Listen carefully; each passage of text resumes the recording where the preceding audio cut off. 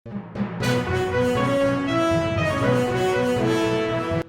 સ્વાગત છે તમારો આજના મુખ્ય સમાચારમાં. સમાચાર શરૂ કરતા પહેલાં જો તમે અમારી ચેનલમાં નવા હોય તો અમારી ચેનલને સબસ્ક્રાઈબ કરી દો.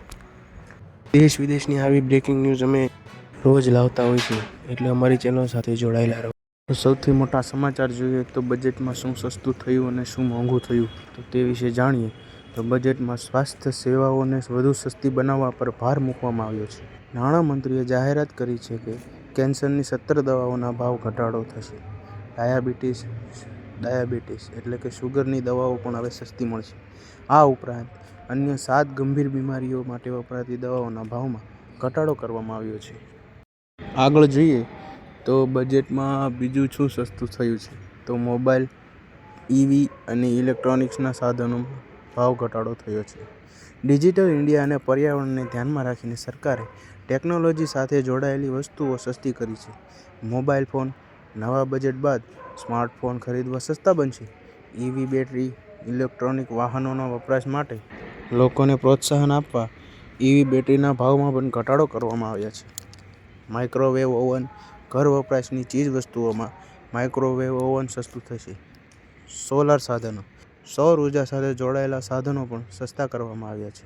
હજી વધુ જાણીએ તો રમતગમત અને લાઇફસ્ટાઇલ સ્પોર્ટ્સ ગુડ્સ રમતના સાધનો સસ્તા થવાને કારણે બજારમાં તેની માંગ વધશે અને ખેલાડીઓને પણ ફાયદો થશે.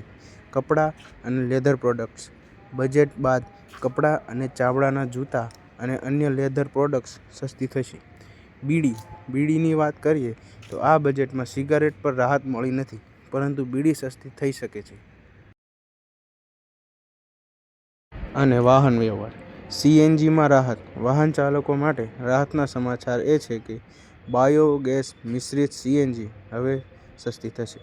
એટલે કે પ્યોર CNG નહીં પણ બાયો મિશ્રિત CNG હવે સસ્તી થશે, જેનાથી પ્રદૂષણ ઘટાડવામાં પણ બળતણ ખર્ચમાં રાહત મળશે.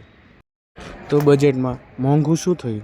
કેટલીક વસ્તુઓ પર વધારાના સોસ અને ડ્યુટીને કારણે કિંમતો વધારો ઝીકાયો છે.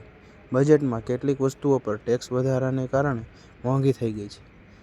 તો સૌથી પહેલી વસ્તુ છે દારૂ. જે લોકો દારૂનું સેવન કરે છે તેમના માટે ખરાબ સમાચાર છે. દારૂ પરનો ટેક્સ વધારી દેવામાં આવ્યો છે. સ્કેપ અને ખનિજ ધાતુના ભંગાર અને અમુક ખનિજોના ભાવમાં પણ વધારો કરવામાં આવ્યો છે. Future and operation trading FNO શેરબજારમાં ટ્રેડિંગ કરનારાઓ હવે FNO ટ્રેડિંગ કરવું પડશે મોંઘું. તો આ બજેટમાં ખેડૂતો માટે શું છે તો ચાલો આગળ જોઈએ. સરકારે આ બજેટમાં દક્ષિણ ભારત અને દરિયાકાંઠા રાજ્યોના ખેડૂતો માટે નેશનલ કેપ ક્રોપ મિશનની જાહેરાત કરી છે.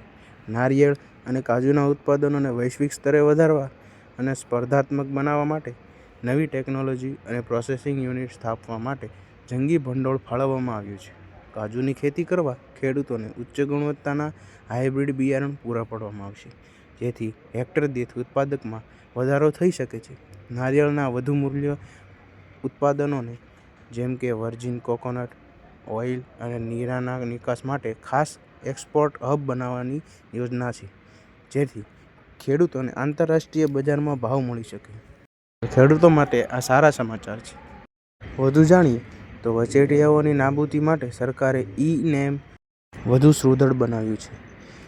AI આધારિત ગ્રેડિંગ સિસ્ટમ દ્વારા ખેડૂતોના માલની ગુણવત્તામાં ખેતરો પર નક્કી કરવામાં આવશે અને તેને ઓનલાઈન પોર્ટલ લિસ્ટ કરવામાં આવશે. નારિયેળ અને કાજુના ખેડૂતો સીધા જ ફૂડ પ્રોસેસિંગ કંપનીઓ અને વિદેશી ખરીદદારો સાથે જોડાઈ શકશે. એક જિલ્લો એક ઉત્પાદન ODOP યોજના હેઠળ નારિયેળ અને કાજુના ક્લસ્ટર વિકસાવવામાં આવશે, જ્યાં પેકિંગ અને બ્રાન્ડિંગની સુવિધા ઉપલબ્ધ છે, જેથી સ્થાનિક ખેડૂતોની બ્રાન્ડિંગ વૈશ્વિક સ્તરે પહોંચી શકે છે.